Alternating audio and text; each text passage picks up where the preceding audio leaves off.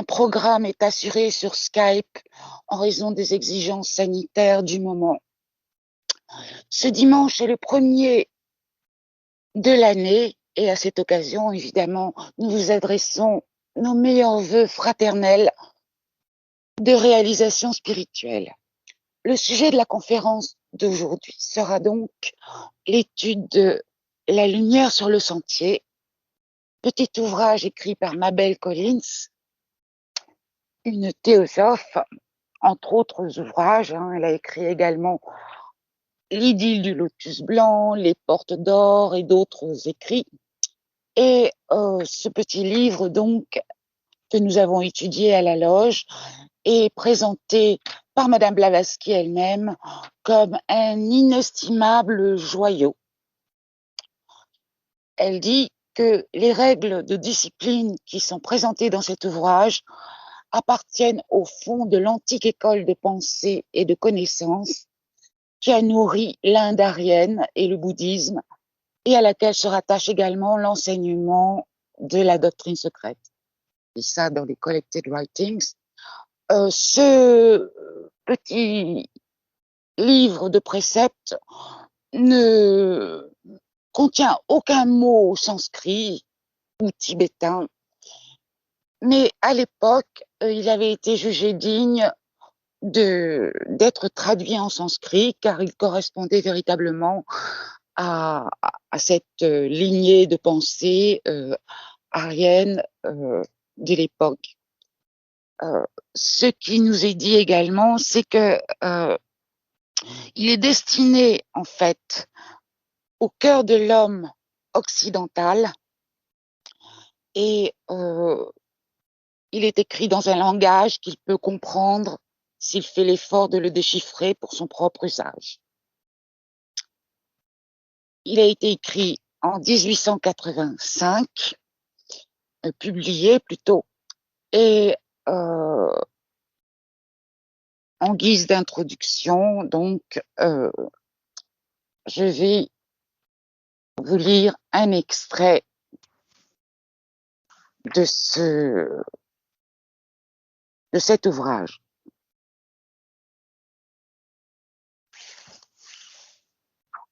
Ni l'homme ne désire voir la lumière qui illumine l'âme infinie tant que la douleur et le chagrin et le désespoir ne l'ont pas chassé loin de la vie de l'humanité ordinaire. D'abord, il épuise le plaisir, puis il épuise la douleur jusqu'à ce que, finalement, ses deviennent incapables de pleurer. Ceci est une vérité banale, bien que je sais parfaitement qu'elle rencontrera une dénégation violente de la part de beaucoup de gens qui sont en sympathie avec les pensées qui naissent de la vie intérieure. Voir à l'aide du sens astral de la vue est une forme d'activité qui nous paraît de prime abord difficile à comprendre. Voilà, voici maintenant la conférence à laquelle fera suite une série de questions-réponses jusqu'à 19h. Amis, bonsoir et bonne année. Donc, nous allons étudier ce petit livre, La lumière sur le sentier, sans épuiser le sujet, bien sûr. Donc, le but, c'est d'aider tous ceux qui se tournent vers la vie spirituelle, de les aider à comprendre de quoi il s'agit et quels sont les problèmes, finalement. Bien sûr, derrière, il y a un espoir de réussite, mais il y a avant des difficultés. Et il s'agit donc de livres, comme on en trouve d'autres, mais rédigés peut-être autrement, mais qui expriment les mêmes problèmes. Un livre qui donc met en garde, conseille, encourage. Les conseils sont souvent des ordres en quelque sorte. Ça ne vient pas de quelqu'un qui veut commander, mais ça vient du fait que c'est impératif de suivre complètement ces conseils qui sont donnés. Sinon, on ne peut finalement arriver à aucun résultat spirituel. La base, c'est toujours... Allô ? La base, c'est toujours de considérer que nous sommes un rayon de l'esprit universel, que nous sommes donc dans notre essence cet esprit universel, mais que nous avons pris d'autres habitudes de penser et de réagir, et que nous avons généré des affections, des attachements, des goûts qui sont comme des obstacles ayant une certaine force sur le sentier que nous désirons suivre. Donc, ce livre nous permet de mieux être finalement coaché, si on peut dire, hein, dans notre recherche.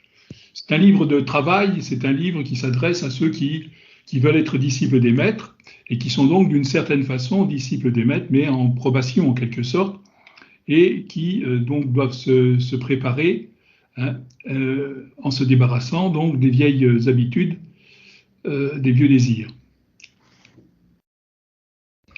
Alors, ce livre est organisé, ce livre qui ressemble à d'autres, comme on l'a dit, par exemple à La lumière sur le sentier, est rédigé d'une autre façon. Alors, quelle est cette façon? D'abord, il y a 4 règles au départ, 4 règles non numérotées, 4 règles qui sont rédigées, que nous allons lire tout à l'heure, 4 règles qui sont rédigées dans un certain langage, qui, bien sûr, ne pas être pris dans son sens littéral, hein, comme tous les textes spirituels, philosophiques.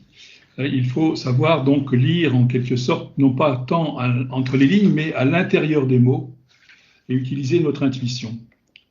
L'intuition, d'ailleurs, il en est parlé dans ce livre. Donc, il y a 4 règles non numérotées, suivies d'une première série de 21 règles numérotées, 21 règles numérotées avec des notes. Et puis ensuite, il y a encore donc une nouvelle suite de 21 règles numérotées, une deuxième suite avec des notes.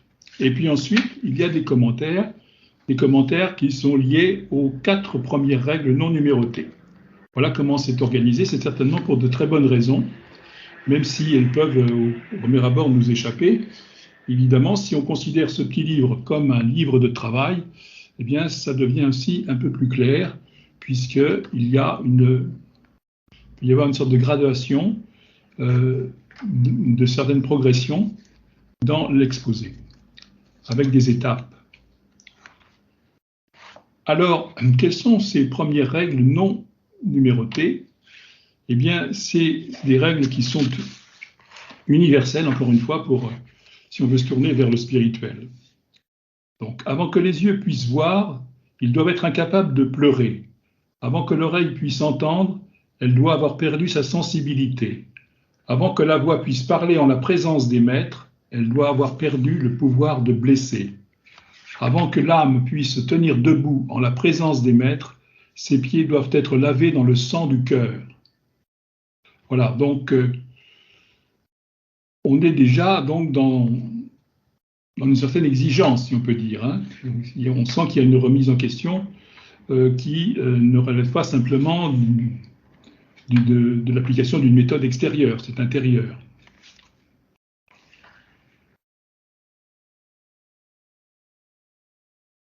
Alors, donc ensuite, on a les règles numérotées. La première, c'est tue l'ambition. Tue l'ambition. La deuxième, tue le désir de vivre, tue le désir de bien-être et de réconfort. Et en 4, il est dit, travaille comme travaillent ceux qui sont ambitieux. Respecte la vie comme ceux qui la désirent. Sois heureux comme le sont ceux qui vivent pour le bonheur.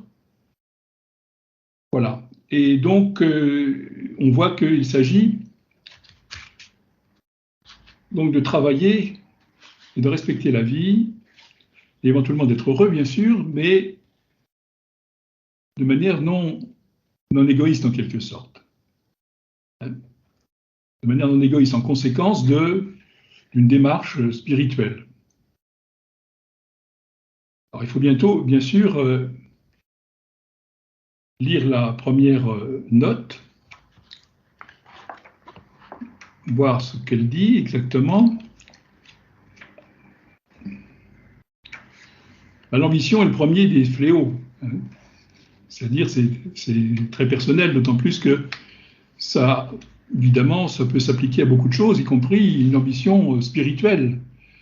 Mais si une ambition spirituelle reste personnelle, une sorte d'égoïsme personnel, une sorte d'égocentrisme personnel, eh bien, il va y avoir finalement échec, puisque on reste centré sur son moi, sur son nombril.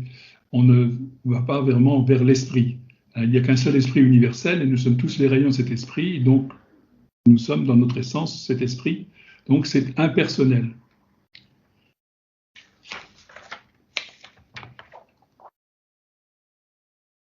Voilà. Et il s'agit bien de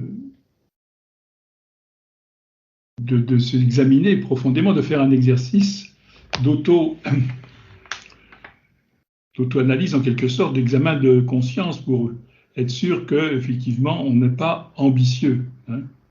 Parce qu'on peut être ambitieux dans le domaine de l'altruisme aussi, mais cette connotation personnelle qu'on peut associer à cet altruisme va être un obstacle. Donc il s'agit bien de chercher la racine du mal hein, dans le cœur et de l'extirper. Il faudra le faire de toute façon, au début ou plus tard, mais il faudra le faire. On ne peut pas évidemment donc baser les choses sur son intérêt personnel. Évidemment, comme c'est difficile parce que bon, il y a des choses qui sont insidieuses et c'est difficile parce que évidemment on a accumulé pas mal de choses au cours de nos vies passées. Hein, donc on a forgé ces attachements fortement. Alors ensuite, par le même d'ivraie géante. Ensuite, il est dit tue tout sentiment de séparativité. Ah tiens, voilà donc quelque chose qui nous interpelle. Et pourquoi? Alors il est dit ne t'imagine pas que tu puisses te tenir à l'écart du méchant ou de l'insensé. Ils sont toi-même, bien qu'à un degré moindre que ton ami ou ton maître. Effectivement, de par la loi d'unité de tous les êtres, hein, nous ne pouvons être séparés de personne, quel que soit son degré d'évolution.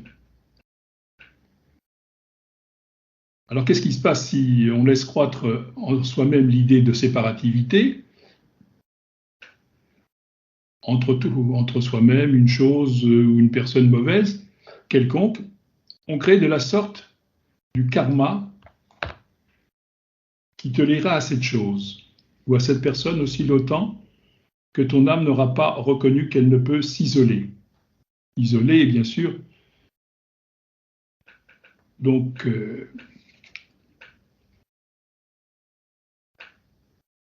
c'est donc très large, hein, très, très universel.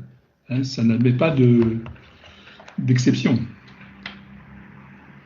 Il est ajouté, toujours dans ce cadre de la non-séparation, souviens-toi que le péché et l'opprobre du monde sont ton péché et ton opprobre, que tu es une partie de ce monde, ton karma était inextricablement mêlé au tissu du grand karma. Et avant de pouvoir atteindre à la connaissance, tu auras dû passer par tous les lieux, de souillure comme de pureté. Souviens-toi donc que le vêtement sali dont le contact répugne peut avoir appartenu hier pourra être le tien demain. Et si tu t'en détournes avec horreur, il s'attachera d'autant plus étroitement à toi lorsqu'il sera jeté sur tes épaules. Voilà. Donc c'est une attitude intérieure hein, où effectivement le dégoût joue un rôle d'attachement aussi, hein, parce qu'il s'agit finalement de comprendre que nous ne sommes séparés d'aucun être, quel que soit son degré d'évolution. Alors ensuite, dans les règles donc numérotées, première série, il est dit aussi tue le désir de sensation, tue la soif de croissance, pourtant tiens-toi seul et isolé, car rien de ce qui a corps, rien de ce qui a conscience d'une séparation, rien de ce qui est hors de l'éternel ne peut t'aider. Apprends la leçon de la sensation et observe-la, car ce n'est qu'ainsi que tu pourras aborder la science de la soi-connaissance et poser fermement le pied sur le premier degré de l'échelle. Alors, hors de l'éternel, bien sûr, c'est une expression, rien ne peut être hors de l'éternel, mais cela veut dire que rien de ce qui ne se préoccupe pas de l'éternel peut aider. Et puis, donc, pourquoi la soi-connaissance est-elle liée à la leçon de la sensation? C'est vis-à-vis de la leçon. C'est-à-dire que là, on s'estime être celui qui prend conscience de la sensation et qui n'est donc pas la sensation et qui donc étudie éventuellement cette sensation, mais ne s'identifie pas à cette sensation. Sinon, il serait hors de l'éternel, en quelque sorte, dans sa mentalité, dans son cœur. Et c'est très important. Pour poser le pied sur le premier degré de l'échelle, il faut avoir déjà effectivement bien assimilé cette leçon de l'unité, de la non-séparation.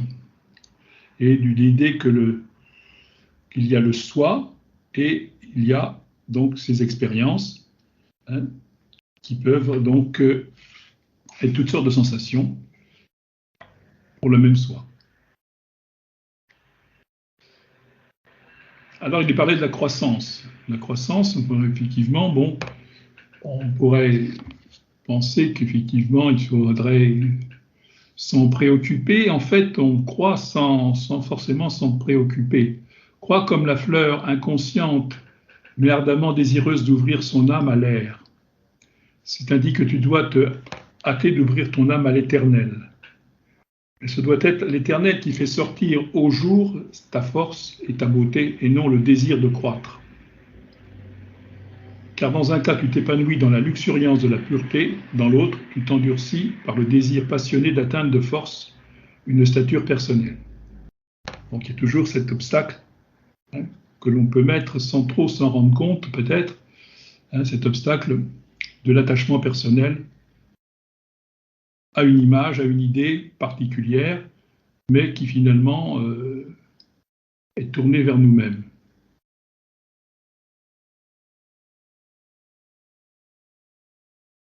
Ne désire que ce qui est en toi. Ça, c'est la 9e règle numérotée. Ne désire que ce qui est au-delà de toi. Ne désire que ce qui est inaccessible.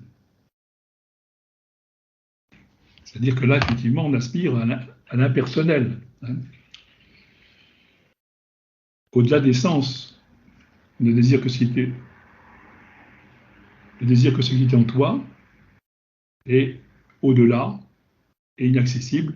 Donc, il s'agit bien sûr de ne pas vouloir s'arrêter en route. L'évolution est infinie.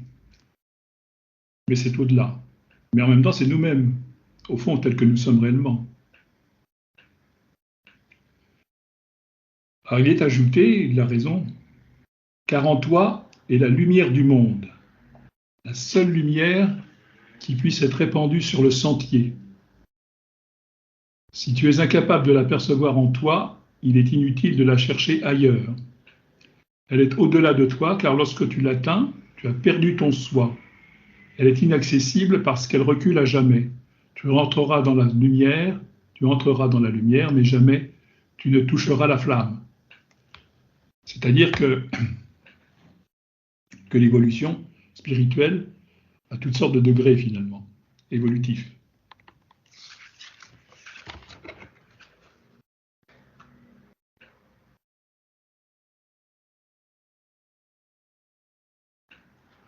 Alors ensuite, il est parlé, mais toujours dans le même ordre d'idée finalement, désire le pouvoir avec ardeur, désire la paix avec ferveur, désire les possessions par-dessus tout. Ça semble un peu contradictoire, mais c'est volontaire. Mais ces possessions, c'est la règle qui vient ensuite, qui est la 16e, mais ces possessions doivent appartenir uniquement à l'âme pure, et en conséquence à toutes les âmes pures d'une façon égale, et par leur réunion devenir uniquement la propriété spéciale du tout.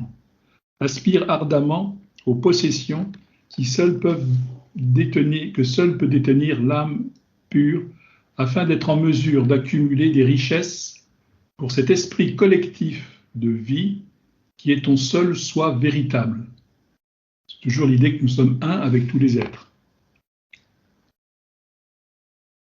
La paix que tu désireras est cette paix sacrée que rien ne peut troubler et dans laquelle l'âme croît comme la fleur sainte sur les lagunes silencieuses. Et le pouvoir que convoitera le disciple est celui qui le fera paraître comme rien aux yeux des hommes. Toujours l'impersonnalité. Il ne s'agit pas de chercher à briller, de rouler des mécaniques. Ensuite, règle 17 de la première série, toujours, cherche la voie. Alors évidemment, ça paraît évident, mais il y a une petite note, la note numéro 3, qui n'est pas si petite que ça d'ailleurs, où il est dit effectivement, ces 3 mots sembleront peut-être trop superficiels pour former une règle à eux seuls. Le disciple pourra dire, me soucierais-je d'étudier ces pensées si je ne cherchais pas la voie? Cependant, il ne faut pas passer trop rapidement là-dessus, il faut réfléchir. Si on désire bien la voie, ou n'y aurait-il pas, effectivement, toujours l'examen de conscience, n'y aurait-il pas dans tes visions une vague perspective de grande hauteur que tu te verrais escalader, d'un grand avenir que tu réaliserais? Sois prévenu, la voie doit être cherchée pour elle-même et non par égard à tes pieds qui devront la parcourir.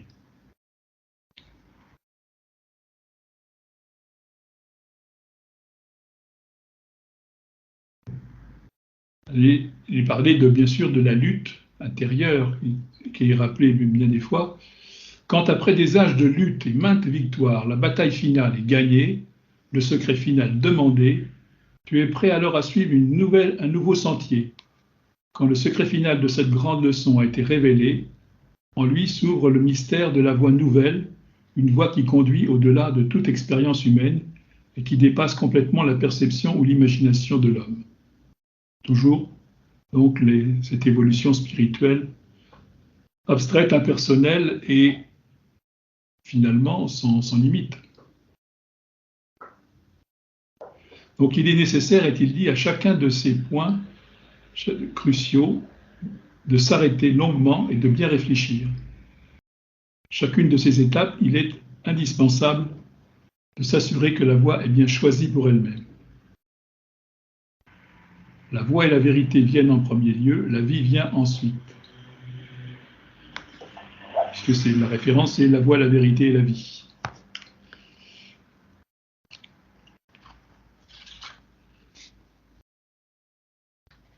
Alors, il y a des règles qui complètent la recherche de la voie.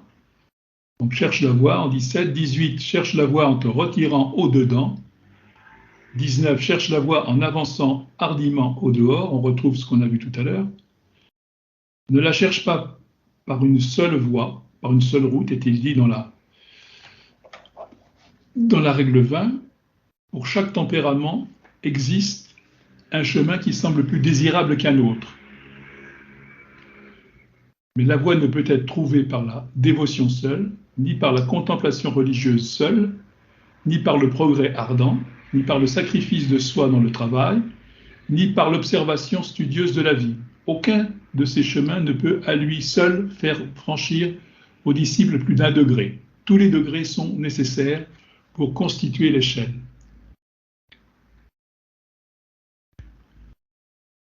Rappelons qu'on parle aussi d'échelle dans la voie du silence. Les vices des hommes deviennent un à un les degrés de l'échelle à mesure qu'ils sont surmontés. Les vertus de l'homme sont elles aussi des échelons nécessaires dont on ne saurait en aucune façon se passer. Pourtant, bien qu'elles créent une atmosphère agréable et un avenir heureux, elles sont inutiles si elles existent seules.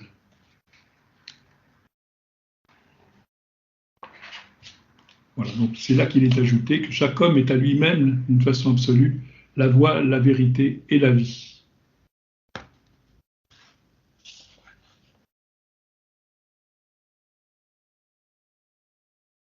Alors il est parlé aussi de la voie un peu plus loin. Cherche-la en plongeant dans les profondeurs mystérieuses et glorieuses de ton être, le plus intime.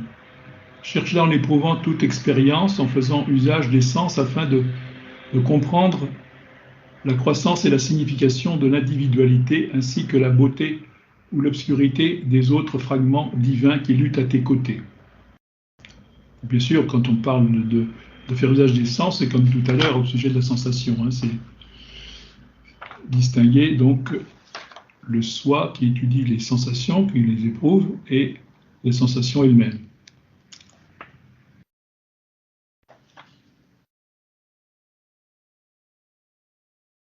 Cherche-la en étudiant les lois de l'être, les lois de la nature, les lois du surnaturel, et cherche-la par la soumission profonde de ton âme à la faible étoile qui brille en toi.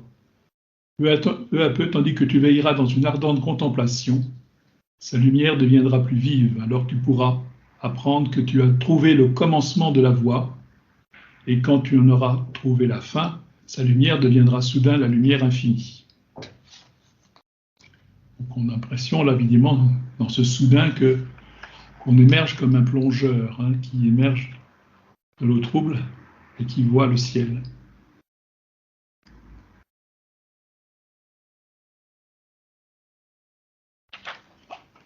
Voilà, donc ça c'était la règle 20 de la première série, toujours.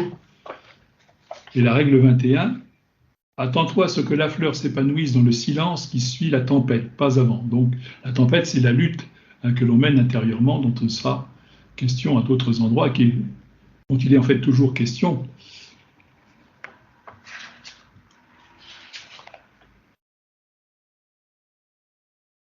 Et dans le profond silence se produira l'événement mystérieux qui prouvera que la voie a été trouvée.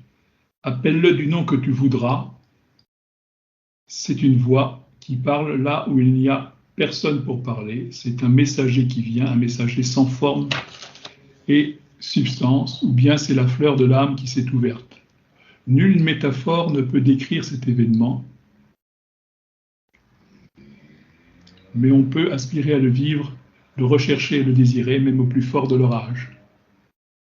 Le silence pourra durer un moment, fugitif, comme un millier d'années, mais il aura une fin. Cependant, tu emporteras sa force avec toi. Maintes et maintes fois, la bataille doit être livrée et gagnée. La nature ne peut rester immobile qu'un instant. Voilà, nous sommes prévenus donc, hein. Il faudra mener la bataille plusieurs fois.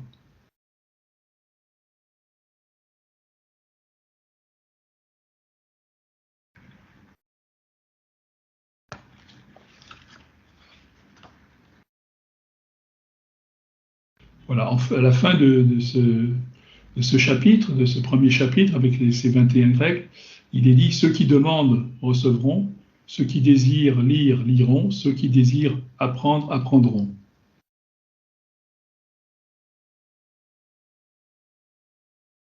Et il est dit aussi « Les règles retracées ici sont les premières de celles qui sont inscrites sur les murs de la salle d'apprentissage. » C'est-à-dire que ce ne sont pas des règles nouvelles qu'a dictées cet adepte qui a inspiré Mabel Collins. C'est très ancien, c'est éternel.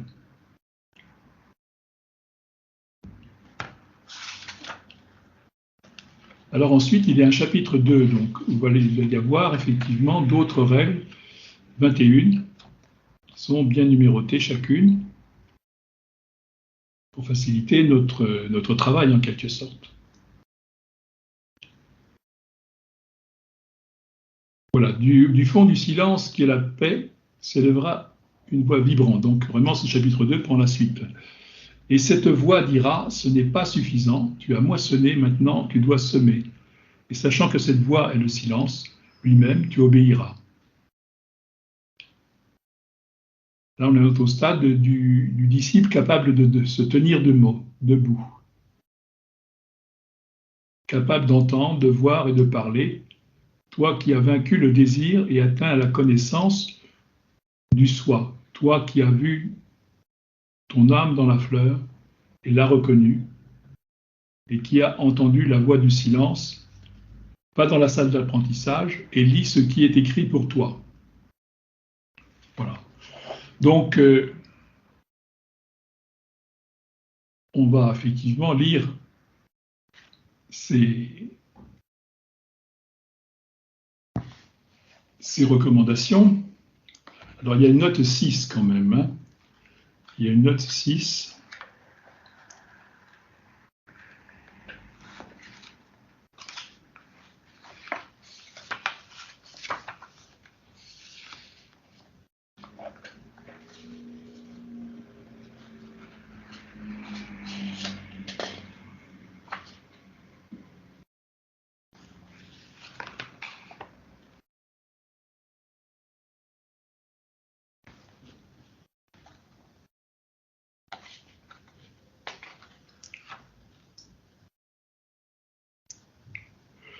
Mais avant, on voudrait revenir quand même sur la note 4 que nous avons passée un peu vite. Il est parlé effectivement en quelque sorte du travail intérieur à faire et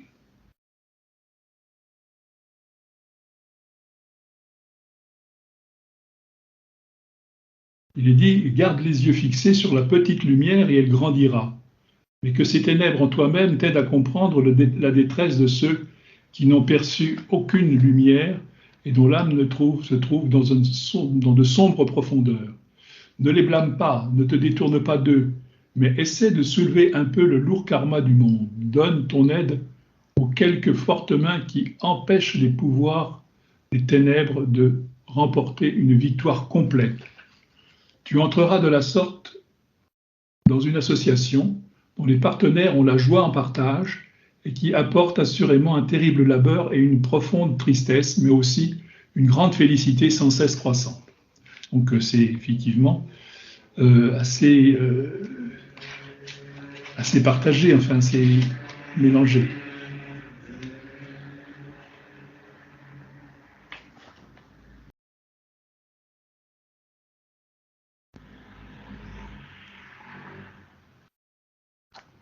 Alors que se passe-t-il si on abandonne en route pendant quelque temps? Eh bien, c'est la note 5 qui en parle.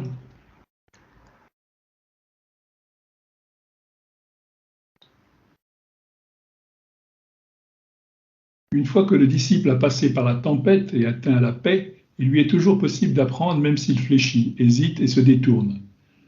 La voix du silence demeure en lui, et même s'il abandonne complètement le sentier, un jour viendra où elle résonnera en lui et le déchirera, et elle séparera ses passions de ses possibilités divines. Alors douloureusement, et plein des cris de désespoir du soi inférieur abandonné, il reviendra au sentier. Alors la note 6.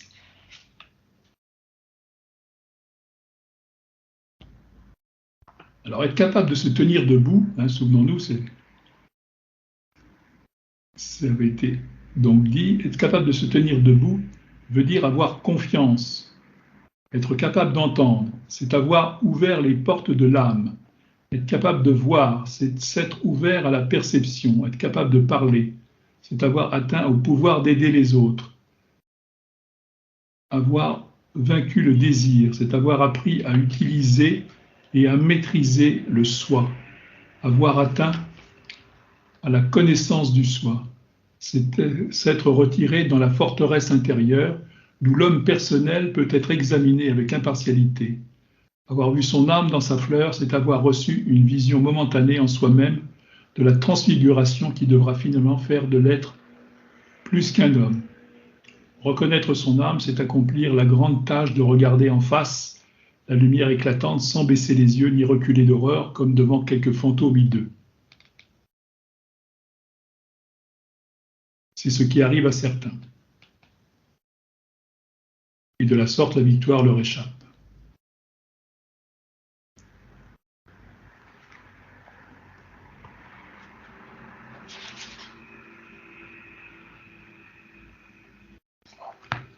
Alors revenons maintenant donc à cette deuxième série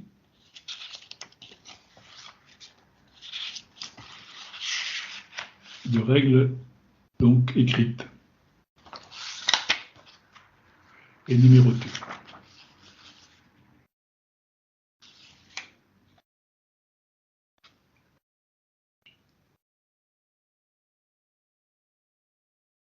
Tiens-toi à l'écart dans la bataille, ça c'est la première. Tiens-toi à l'écart dans la bataille prochaine et tout en combattant, ne sois pas le guerrier. Cherche le guerrier et laisse-le combattre en toi. Prends ses ordres pour la bataille et suis-les. Qui est ce guerrier? Est-ce que c'est quelqu'un qui va combattre à notre place? Eh bien, en fait, il n'en est pas question. On sera en contradiction avec la troisième proposition fondamentale. Non, on a l'explication suite à la règle 4. Ne lui obéis pas comme s'il était un général, mais comme s'il était toi-même, et comme si ses paroles étaient l'expression de tes désirs secrets, car il est toi-même. quoiqu'infiniment plus sage et plus fort que toi. Cherche-le de peur que dans la fièvre et la précipitation du combat, tu passes sans le voir. Et il ne te reconnaîtra pas à moins que tu ne le connaisses.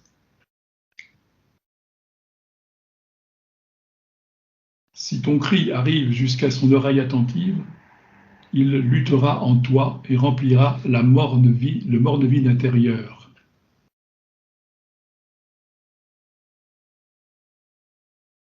Voilà, dans ce combat, évidemment, on a bien compris que le principal guerrier, c'est la vérité. C'est la vérité qui doit gagner. Ce n'est pas une simple bagarre. C'est la vérité qui doit éclairer et remplacer l'obscurité.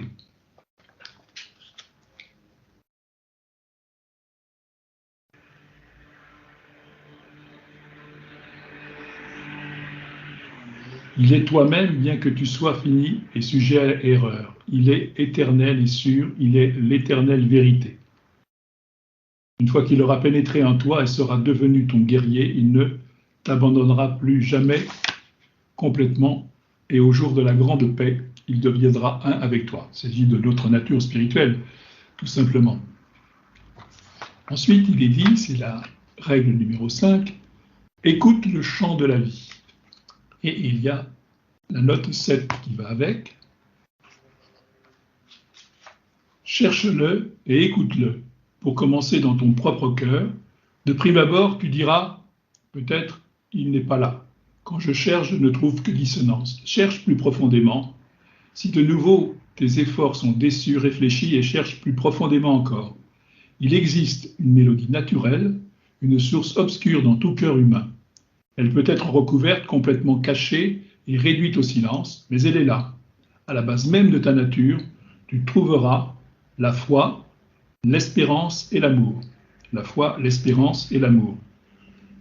Celui qui choisit le mal refuse de regarder en lui-même, ferme l'oreille à la mélodie de son cœur, comme il s'aveugle à la lumière de son âme.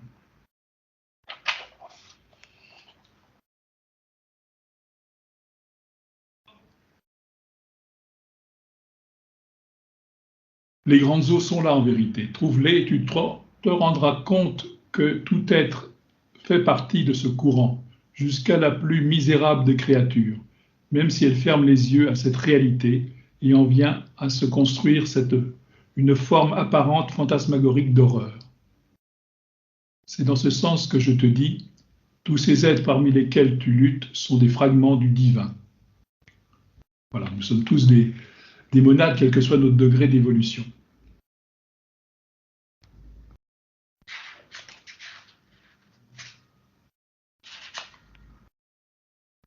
Et si trompeuse est l'illusion dans laquelle tu vis qu'il est difficile de deviner où tu commenceras à percevoir la douce voix dans le cœur des autres.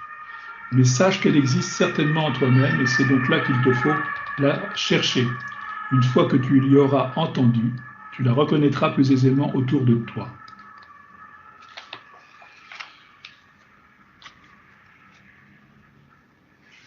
Conserve en ta mémoire la mélodie que tu entends. Apprends d'elle la leçon d'harmonie. Tu peux te tenir droit maintenant, ferme comme un roc au milieu du tumulte, obéissant au guerrier qui est toi-même et ton roi.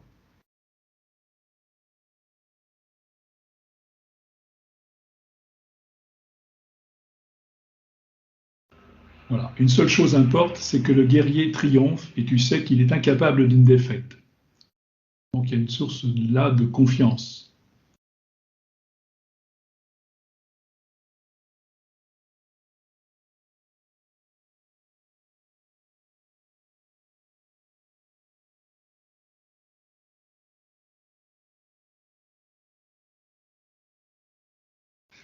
Seuls des fragments du grand chant viendront jusqu'à ton oreille, tant que tu ne seras encore qu'un homme. Mais si tu l'écoutes, souviens-toi fidèlement de ce chant, afin que rien de ce qui t'en parvient ne se perde, et efforce-toi d'en apprendre le sens du mystère qui t'environne.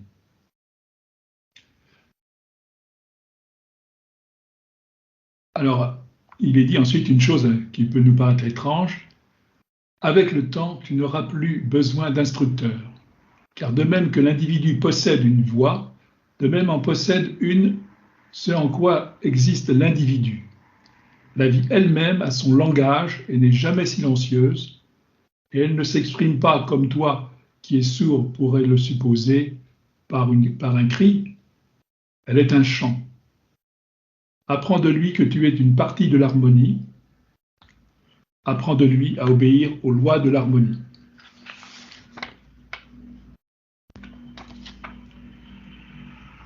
Alors ensuite, il y a la règle 9 de cette deuxième série. Alors, ça continue finalement toujours dans le même ordre d'idées. Observe avec attention toute la vie qui t'environne. Apprends à regarder avec intelligence dans le cœur des hommes. Alors là, il y a une note qui est la note numéro 8, où il est bien précisé qu'il s'agit d'un point de vue absolument impersonnel, sinon ta vision sera déformée. C'est pourquoi l'impersonnalité doit être d'abord comprise. L'intelligence est impartiale. Aucun homme n'est ton ennemi, aucun homme n'est ton ami. Tous sont également des instructeurs. Ton ennemi devient pour toi un mystère qu'il te faut élucider, même si cela te demande des âges, car l'homme doit être compris. Ton ami devient une partie de toi-même, une extension de ton être, une énigme difficile à déchiffrer. Une seule chose est plus difficile encore à connaître, ton propre cœur. Et on ne peut commencer à découvrir le profond mystère du soi tant que les liens de la personnalité ne sont pas relâchés.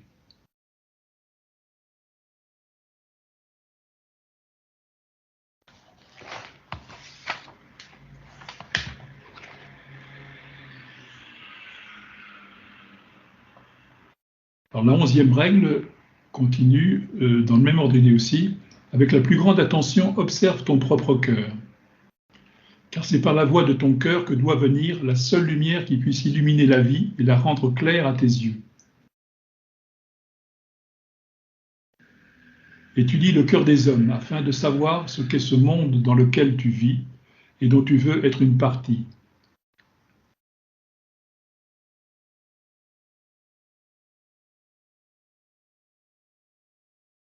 Observe la vie sans cesse changeante et mouvante qui t'entoure, car elle est formée par le cœur des hommes. À mesure que tu apprendras à en comprendre la constitution et la signification, tu deviendras graduellement capable de déchiffrer le sens plus large de la vie. 13e règle, la parole ne vient qu'avec la connaissance. Atteins la connaissance et tu atteindras à la parole.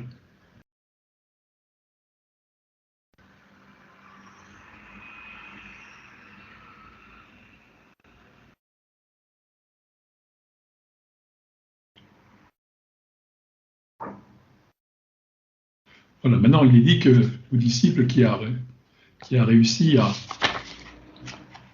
pratiquer, assimiler ces règles, qu'il est donc prêt à suivre le sentier.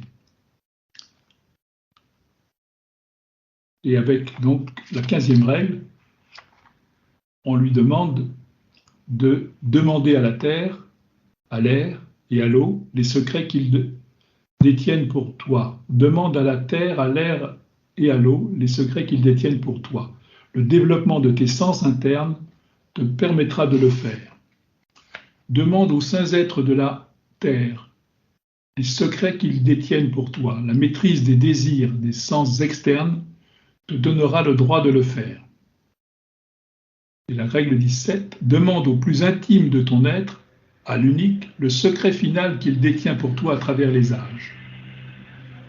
La grande et difficile victoire, le triomphe sur les désirs de l'âme individuelle, est une tâche dont la réalisation demande des âges.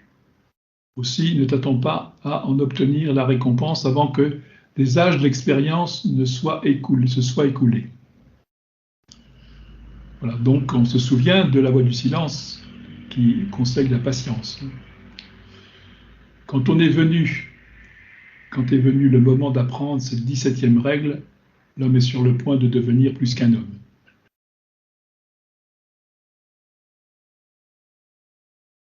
La connaissance qui est tienne maintenant, c'est la règle 18, l'est uniquement parce que ton âme s'est unie à toutes les âmes pures et à l'être le plus intime.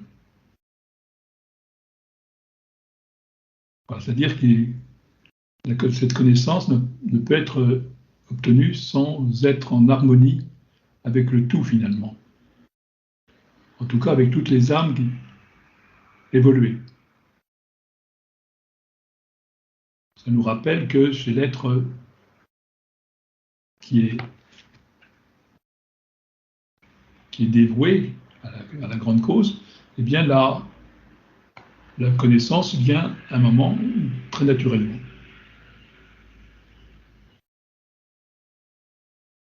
Mais il ne s'agit pas de trahir cette connaissance parce qu'on pourrait déchoir du niveau d'évolution où on est.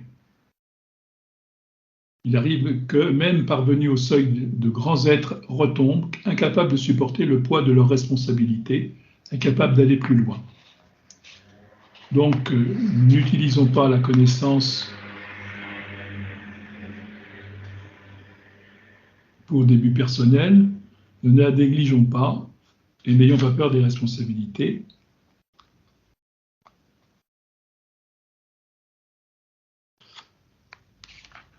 Alors, ensuite, dans la règle 19, il est écrit que pour celui qui se tient au seuil de la divinité, aucune loi ne peut être formulée, aucun guide ne peut exister.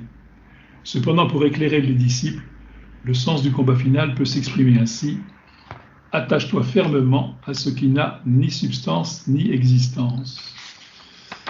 On en a déjà entendu parler, mais c'est très important évidemment. Prête l'oreille uniquement à la voix qui n'a pas de son. Fixe ton regard uniquement sur ce qui est invisible, au sens interne comme au sens externe. Donc ça, c'était la 21e règle de la deuxième série. Et la conclusion, si on peut dire, c'est la paix soit avec vous. C'est l'appel du maître. Donc ensuite, il y a les notes dont nous avons parlé au fur et à mesure.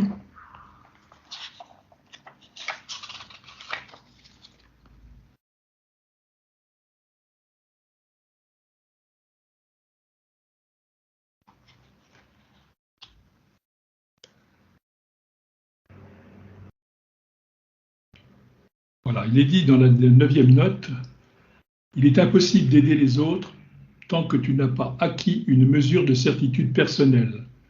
Quand tu auras appris les 21 premières règles et que tu seras entré dans la salle d'apprentissage avec tes pouvoirs développés et tes sens libérés, tu découvriras qu'il existe en toi une source d'où jaillira la parole.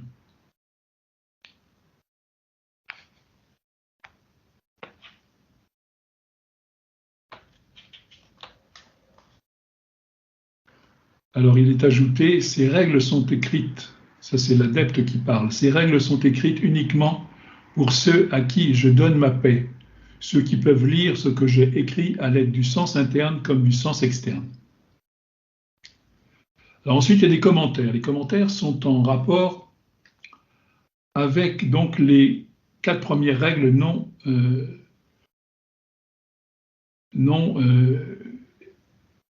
numérotées. Donc avant que les yeux puissent voir, ils doivent être incapables de pleurer.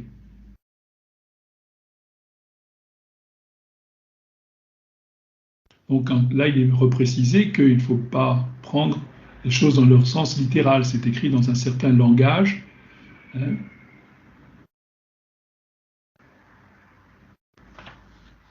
Un langage donc qui est surtout accessible à l'évolution, à l'intuition, pardon. Et donc à l'évolution, à l'intuition. Il s'agit de lire à l'intérieur des mots, comme on l'a déjà dit. Il s'agit en fait de décrypter un profond langage chiffré.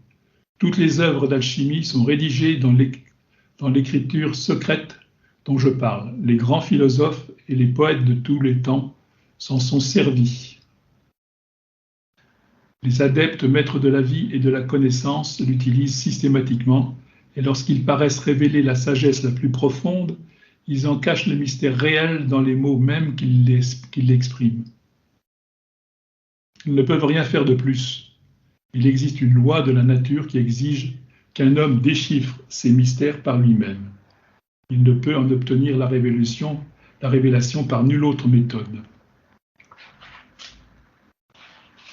L'homme qui veut vivre doit manger lui-même sa nourriture.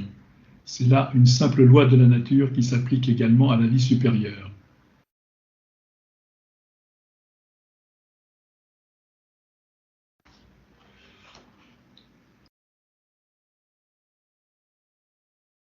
Mais enfin, bon, il dit qu'il a fait l'effort de transcrire dans un langage le plus clair possible toutes ces idées.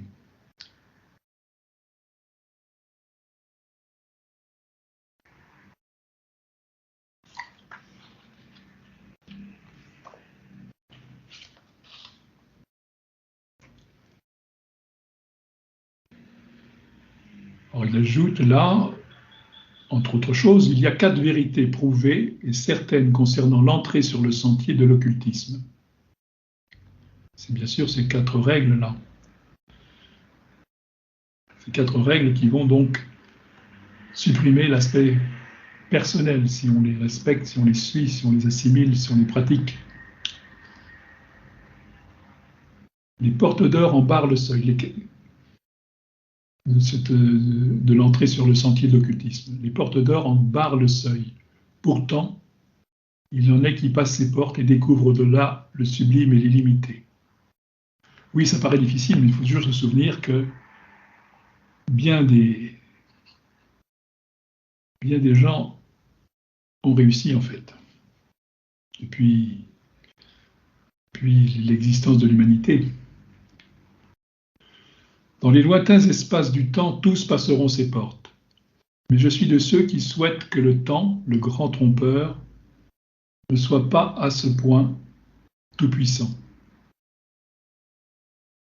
À ceux qui le connaissent et qui l'aiment, je n'ai rien à dire, mais aux autres, et ils ne sont pas si rares que d'aucuns l'imaginent, à ceux pour qui les instants du temps qui passent sont comme les coups répétés d'un marteau de forgeron, et le sentiment de l'espace comme les barres d'une cage de fer, je traduirai et retraduirai jusqu'à ce qu'ils aient tout à fait compris.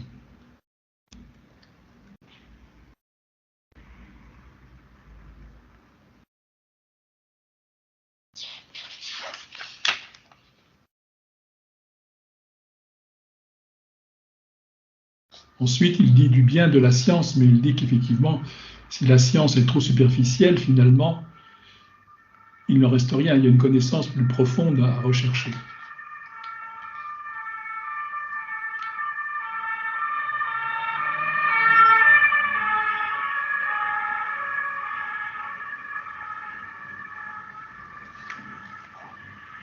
Il dit aussi, tout individu qui n'est pas un lourdeau stupide ou un homme abruti par un vice prédominant, devine ou peut même découvrir avec quelque certitude qu'il existe des sens subtils présents à l'intérieur des sens physiques. Il n'y a absolument rien d'extraordinaire à cela. Si nous nous donnions la peine d'interroger le témoignage de la nature, nous trouverions que tout ce qui est perceptible à la vue ordinaire recèle caché en soi quelque chose dont l'importance est même plus grande. Le microscope nous a révélé tout un monde, mais à l'intérieur de cet emboîtement de cellules qu'il nous dévoile se trouve un mystère qu'aucune machinerie instrumentale ne pourra sonder.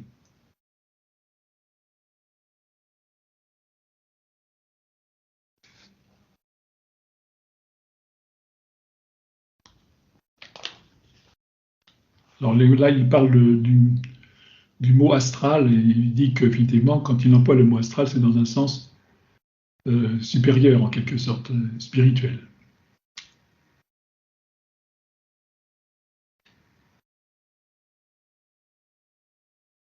Il parle aussi de l'intuition. Tant qu'on n'a pas été fait le premier pas dans le sens de ce développement, le jaillissement de connaissances qu'on appelle l'intuition pleine de certitude est impossible à l'homme. Et cette intuition positive et sûre est la seule forme de connaissance qui permette à l'individu d'œuvrer d'une manière rapide ou d'atteindre à son vrai rang à un niveau élevé dans les limites de son effort conscient.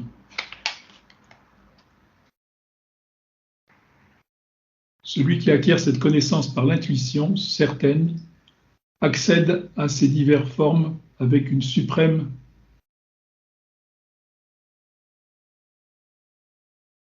rapidité, par un effort acharné de volonté, comme un ouvrier décidé saisit ses outils sans se laisser arrêter par leur poids ou par toute autre difficulté qu'il peut avoir à affronter.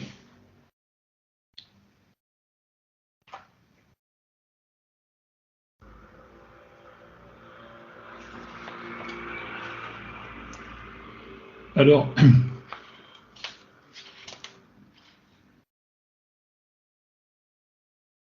à tous ceux qui s'intéressent sérieusement à l'occultisme, je dis, enfin c'est l'adepte qui parle, je dis en premier lieu, emparez-vous de la connaissance. C'est-à-dire qu'elle est là. Notre intuition est là.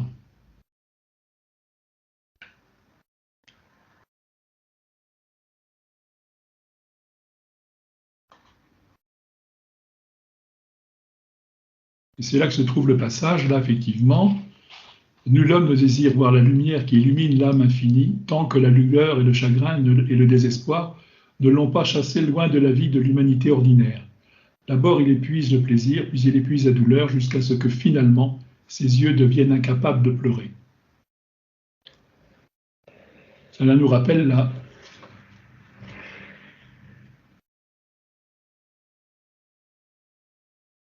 ce que dit Mme Blavatsky dans la clé, c'est-à-dire que cette doctrine est pour ceux qui sont désespérés. C'est-à-dire qu'ils n'ont pas trouvé dans les religions, la philosophie, la réponse à leurs questions et à leurs aspirations.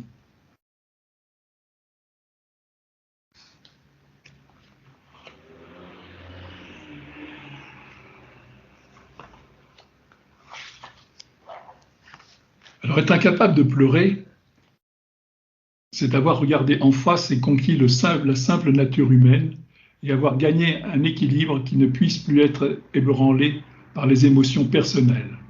Cela n'entraîne d'aucune manière dureté de cœur ou indifférence. Cela n'implique pas cet épuisement de la capacité de souffrance où l'âme, torturée, semble impuissante à aller plus loin dans l'intensité de la douleur. Cela ne signifie pas non plus la torpeur de vieillage où l'émotion s'émousse parce que s'usent avec le temps les cordes qui vibrent à son toucher. Aucune de ces conditions ne sied à un disciple, et si une seule existe en lui, il doit s'en défaire avant de pouvoir entrer sur le sentier.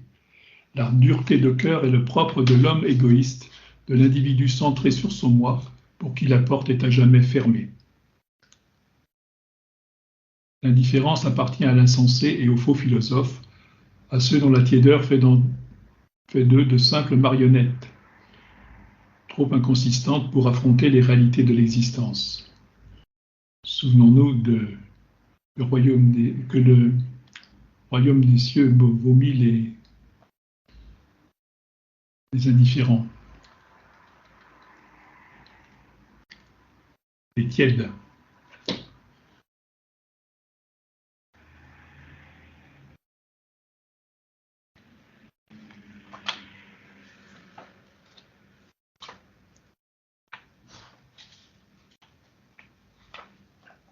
Alors, que se passe-t-il dans le disciple? Il y a bien sûr beaucoup d'épreuves qui se dévoilent. Alors, il y a la première épreuve, en fait, de sa force, c'est qu'il lui faut souffrir, jouir ou endurer avec plus d'acuité que les autres hommes. C'est-à-dire, il remue en lui beaucoup de choses, et donc il ressent plus fortement. Donc il s'agit de ne pas se laisser déstabiliser, tenter ou effrayer par quoi que ce soit. Toujours donc se tenir debout intérieurement, être le témoin de ce qui se passe, et ne pas se laisser déstabiliser ou bien se rattraper, dirons-nous, rapidement.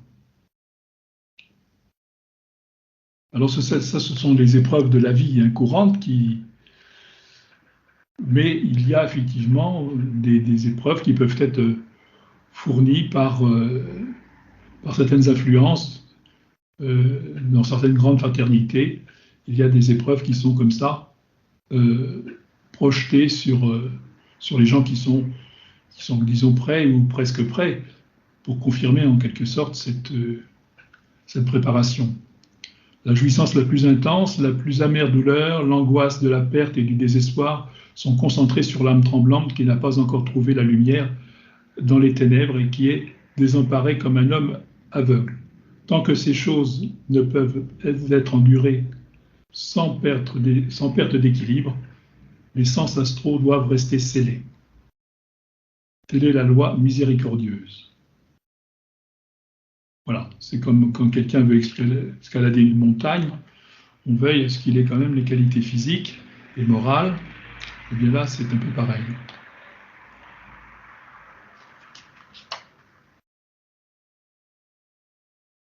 Il est parlé ensuite de l'âme qui vit pour l'expérience de la sensation. Elle vit en fait dans un état de vibration ou d'oscillation. Donc il s'agit d'arrêter cette oscillation, car nous sommes le témoin, le soi permanent.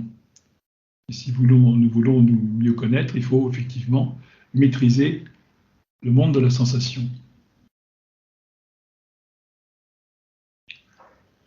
Là, on revient au début du disciple, c'est la toute première expérience du néophyte en occultisme est une tristesse intolérable, un sentiment de vide. Pourquoi? Parce que ça résulte de la première contemplation sérieuse de l'abstrait. L'oscillation entre le plaisir et la douleur s'arrête, ne serait-ce qu'un instant. Même très brièvement, il fait l'expérience de la vie plus large. Dès lors, il poursuivra son existence ordinaire, accablé par un sentiment d'irréalité, de vide, de négation horrible. Voilà. Donc, il s'agit de traverser tout cela avec confiance, en sachant que la lumière est au bout du tunnel. Cette épreuve initiale nous est souvent imposée par la vie elle-même. Enfin, il peut arriver que ce soit un maître qui nous aide à la ressentir.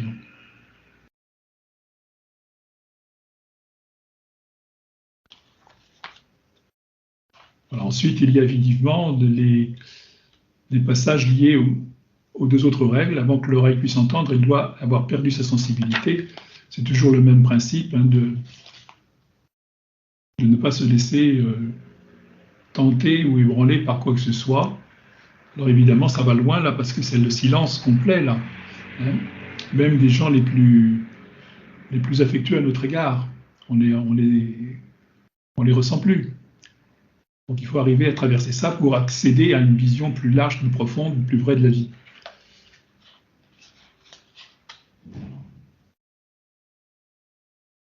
La voix des maîtres résonne toujours dans le monde, mais seuls l'entendent ceux dont l'oreille ne vibre plus au son qui affecte la vie personnelle. On revient toujours à cette même idée fondamentale de l'impersonnalité.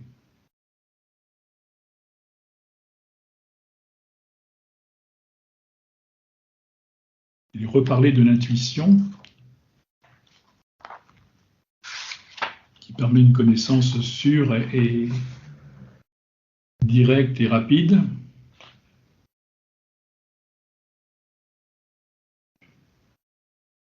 C'est une faculté de l'âme spirituelle, on sait bien, c'est lié à Bouddhi.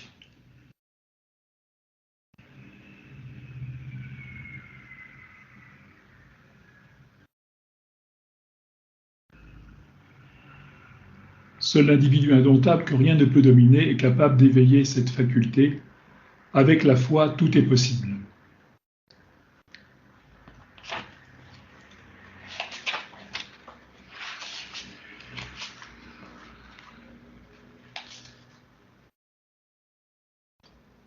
Revient aussi à l'idée qu'un pur silence est nécessaire aux disciples.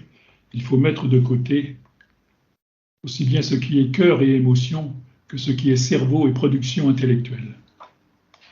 C'est donc une remise en question profonde, qui nous paraît profonde, mais c'est pour accéder à la vraie profondeur, celle de l'être réel, celle des grandes vérités.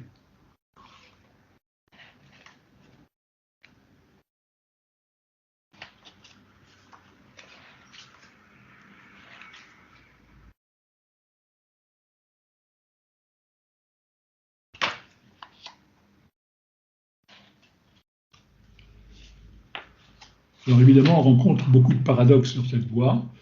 Bon.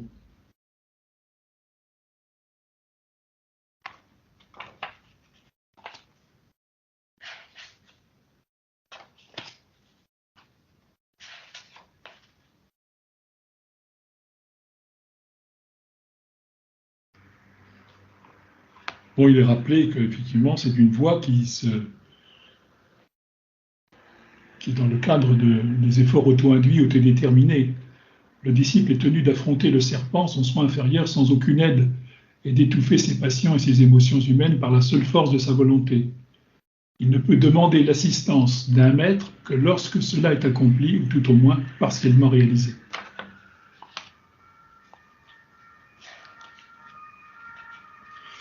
Au cours de ce développement, il y a des épreuves, il y a des moments durs, mais au cours de ce développement, le disciple rencontre l'harmonie, la pure connaissance, la pure vérité à des degrés divers, et au fur et à mesure qu'il atteint à ces degrés, il découvre qu'il devient progressivement une partie intégrante de ce qu'on pourrait décrire en gros comme une couche de la conscience humaine. Il vient en rapport avec des êtres qui sont ses égaux, des hommes qui ont le même caractère altruiste, et son association avec eux devient permanente et indissoluble du fait qu'elle est fondée sur une similitude vitale de nature. Il vient à se trouver lié à eux par des serments qui n'exigent pas d'être proférés ou coulés dans le moule du langage.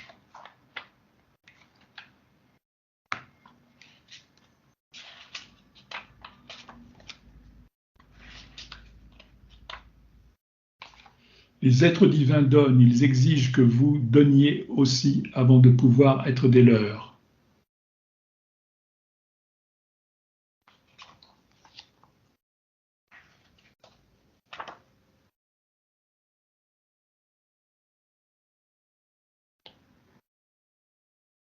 Il est parlé du pouvoir de la parole, qui est le pouvoir d'aider. Aussi, il est d'abord frappé d'horreur, le disciple, en voyant la manière imparfaite et malhabile dont il s'est acquitté de cette tâche, c'est-à-dire avant d'avoir acquis le vrai pouvoir de la parole. Alors naît le désir de faire mieux, et avec ce désir d'aider ainsi les autres, vient le pouvoir de le faire. Devenir plus apte à aider et à instruire les autres.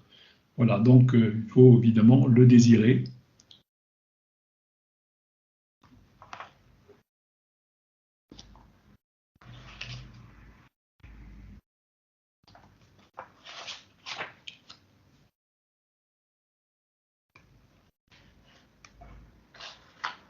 Il est parlé du maître. Il sert l'humanité et s'identifie avec le monde entier. Il est prêt à tout moment à faire pour elle le sacrifice expiatoire en vivant et non en mourant pour elle. Pourquoi en fait ne mourrait-il pas pour elle? Parce qu'il est un fragment du grand tout et l'une de ses parties les plus précieuses.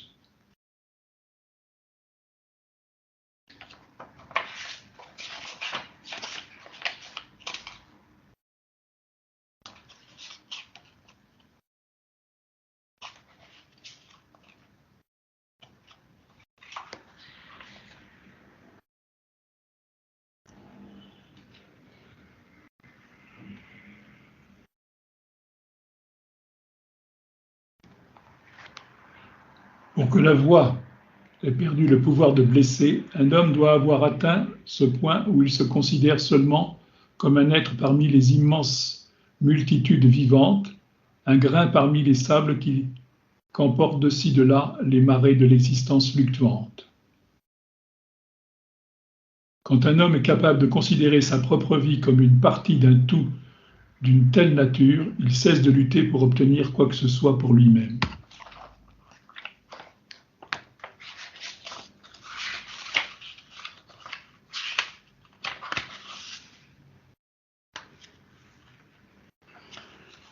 Nous allons lire la fin. Désormais, il ne vit plus dans le monde, mais avec lui, son horizon s'est étendu aux dimensions de l'univers tout entier. C'est du disciple, donc, qui atteint l'état de maître. Bien, maintenant, nous allons laisser la place aux questions et aux réponses. Nous avons dépassé un peu, mais il faut dire qu'il y avait pas mal de choses à dire. Mais le principe reste toujours le même, l'impersonnalité, l'altruisme.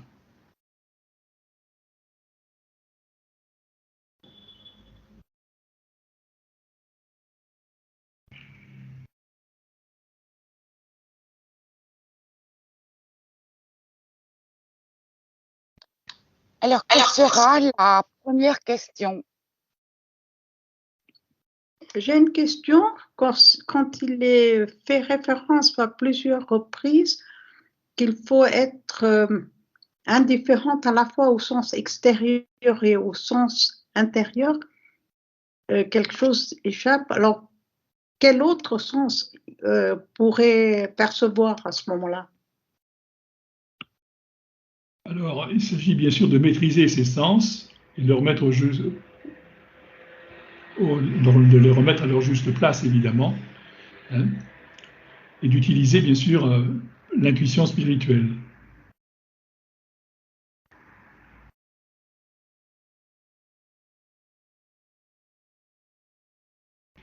C'est important que la maîtrise intérieure soit complète, c'est-à-dire que chaque chose soit bien remise à sa place, c'est-à-dire il y a le soi qui utilise des sens, mais qui n'en est pas affecté, qui ne se laisse pas troubler, désorganiser, si on veut. La maîtrise, le disciple doit acquérir la maîtrise de tous ses états de conscience, hein, les états de conscience habituels et les états de conscience plus profonds. Et savoir utiliser volontairement l'intuition.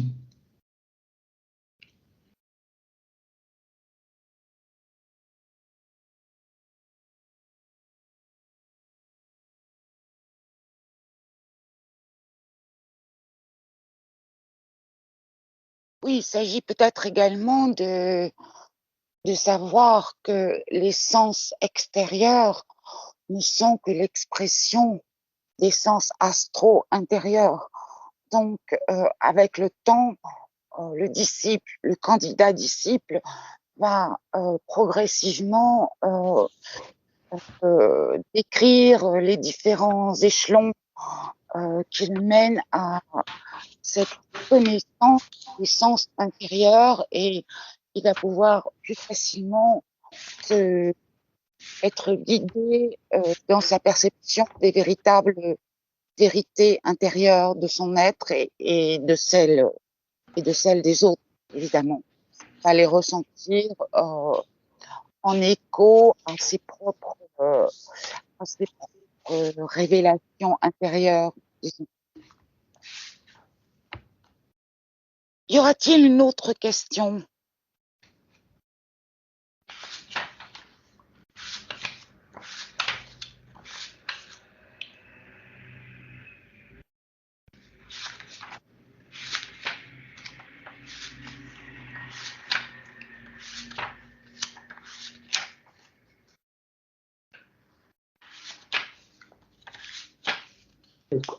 Est-ce qu'on peut développer peut-être un peu plus sur cette notion du guerrier intérieur?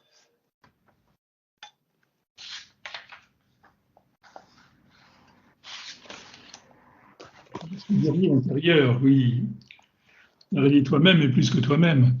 Bien sûr, c'est la vérité en fait. Hein. C'est la vérité qui doit vaincre l'ignorance, enfin, et tout ce qui relève de l'obscur. C'est la vérité intérieure qui est là, qui est nous-mêmes, c'est l'esprit, c'est Bouddhi, c'est bon, voilà, c'est une attitude intérieure, c'est de confiance, hein, où on s'énerve pas dans un combat, on reste calme et confiant en relation avec donc le pôle de la connaissance, le pôle spirituel, et finalement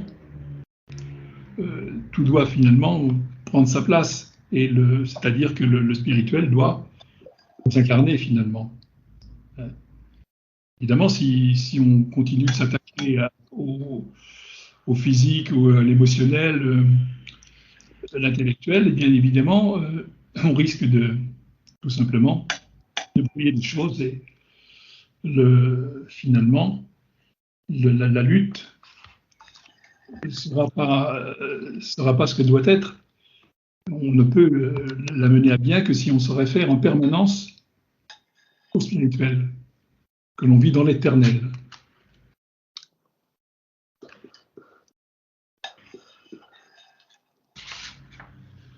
Oui, il s'agit pour le candidat disciple de prendre conscience qu'il y a quelque chose en lui, cette bouddhi, cette intelligence spirituelle qui ne demande qu'à se manifester, que être assez provocatrice à certains instants. On peut penser aux rêves prémonitoires ou aux rêves récurrents qui viennent nous signaler qu'il y a quelque chose en nous qui sait mieux que le petit mental intellectuel qui va à chaque fois passer d'objet en objet, qui ne sera jamais satisfait. Il s'agit de prendre conscience que au centre de notre être, il y a ce centre permanent de conscience qui ne demande qu'à se révéler. Elena, Hélène Issel, les coquilles, Mathias, Philippe Sanchez. C'est les nouveaux, c'est ceux qui ne connaissent pas. On entend des discussions en fond. Attendez, y aura-t-il une autre question?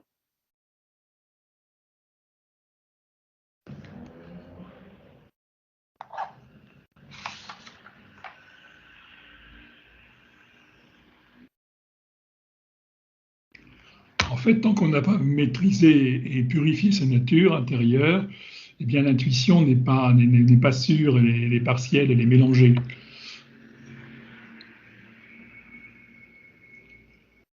Mais ce sont des lueurs quand même. Oui, c'est sûr que il s'agit en fait de développer l'intuition spirituelle. Et très souvent, bon, on a quelques flashs de lucidité de temps en temps, et on s'étonne qu'ensuite, bon, on se retrouve dans le brouillard complet. Il s'agit en fait d'écouter le chant de la vie, hein, comme il est dit, et d'apprendre par cœur les quelques bribes d'informations qu'on a pu recueillir et les organiser de telle façon que elles deviennent comme un tissu beaucoup plus consistant et dans lequel on va pouvoir avoir de plus en plus confiance. Évidemment, tout le monde n'en est pas au même niveau. Il est dit d'ailleurs dans la Lumière sur le sentier que souvent nous récoltons le travail de vie passée. Nous récoltons ou nous ne récoltons pas. Nous avons pu faire un travail dans des vies passées qui fait que certaines approches sont plus faciles pour nous que pour d'autres. Mais il est dit également que il faut chercher, il faut pas chercher dans une seule voie. Hein. Pour chacun, le chemin sera différent puisque nous avons eu des vies différentes, nous avons fait nous avons travaillé différemment et il faut trouver notre dharma, hein, c'est-à-dire la raison qui fait que nous sommes incarnés actuellement dans telle ou telle position. Alors rechercher l'harmonie, ça n'est pas devenir complètement comme les autres, et c'est trouver la place exacte, le travail exact qui nous est assigné dans cette incarnation-ci, hein, qui est en fait la résultante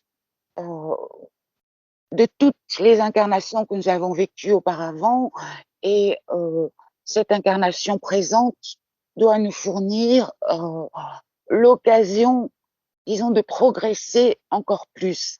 Hein. L'homme, pour la théosophie, est indéfiniment perfectible.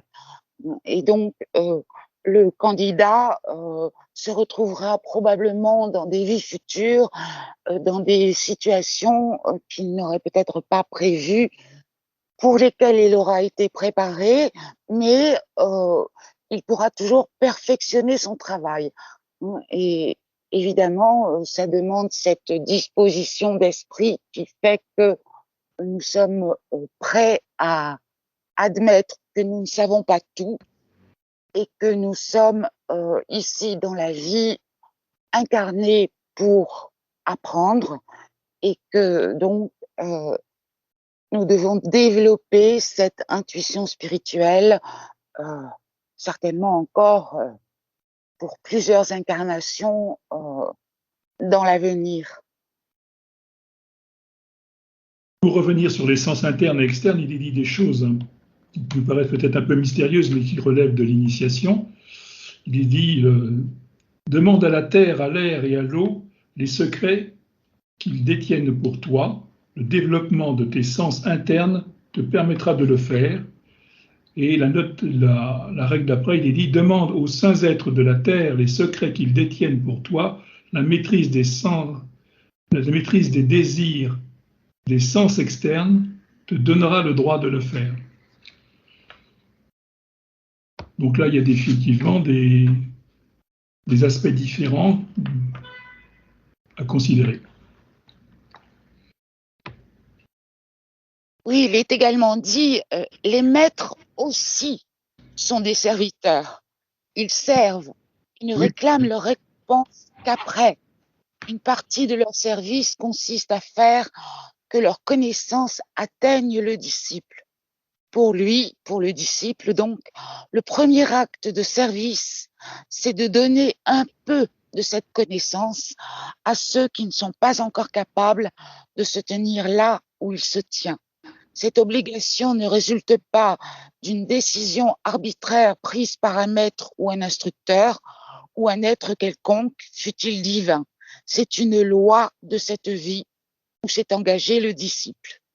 C'est pourquoi il est écrit au portail intérieur des loges de l'antique fraternité égyptienne, l'ouvrier est digne de son salaire. Demandez et vous recevrez paraît une affirmation trop facile et trop simple pour qu'on y attache quelques crédits. Mais le disciple ne peut demander au sens mystique où le mot est employé dans cette écriture avant d'avoir acquis le pouvoir d'aider les autres.